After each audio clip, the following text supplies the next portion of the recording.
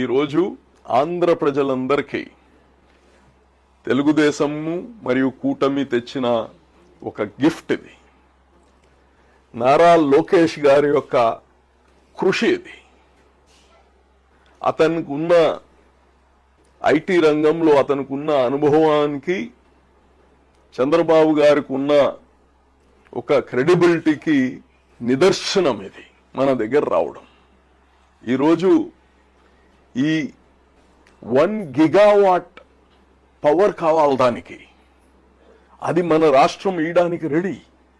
అంటే దాదాపు 1 కోటి ఇల్లులకి, మామూలు విలేజెస్లో అయితే 1 కోటి ఇల్లులకి ఇచ్చే పవర్ ఎంత కావాలో అంత పవర్ కావాలి ఈ యొక్క ఏఐ డేటా సెంటర్కి. అదాని వాళ్ళు పెట్టింది 10-15 వేల కోట్లు వాళ్ళు పెట్టాలనుకుంది. అది కానీ పోర్ట్తో పాటు ఒకసారి శిలాపలకం పోయి చూసుకోండి. పోర్టు ప్లస్ డేటా సెంటర్ కలిపి 15 వేల కోట్లు. ఇది $10 to 15 బిలియన్. అంటే 1,33,000 కోట్లు.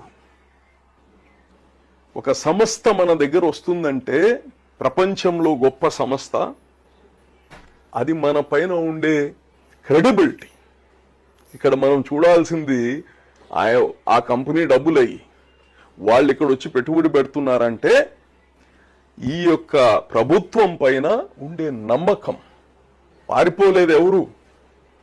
ఇదేదో ఒక 1000 కోట్లు పెట్టేది కాదు మొహమాటానికి. మోడీ గారు చెప్పారని చంద్రబాబు గారు పోయి అడిగితే మొహమాటానికి పెడుతుంటారు కొంతమంది. అది కాదు. ఇది ఒక నమ్మకం, ఈ దేశం పైన, ఈ రాష్ట్రం పైన నమ్మకం.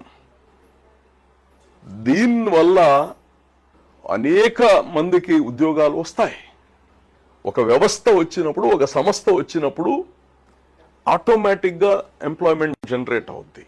2 లక్షల, 1,00,000, 3 లక్షల ఇన్ డ్యూ కోర్స్ మనకు తెలుస్తుంది. అది ఈరోజు అమెరికాలో ఇలాగనే డేటా సెంటర్ వర్జీనియాలో స్టార్ట్ చేశారు. ఒకటితో స్టార్ట్ చేస్తే ఈరోజు 324 ఉన్నాయి డేటా సెంటర్స్. మనం కానీ ఈ రాష్ట్రంలో ఇన్ఫ్రాస్ట్రక్చర్ తయారు చేస్తున్నాం. ఈ ఇన్ఫ్రాస్ట్రక్చర్ మామూలు కాదు.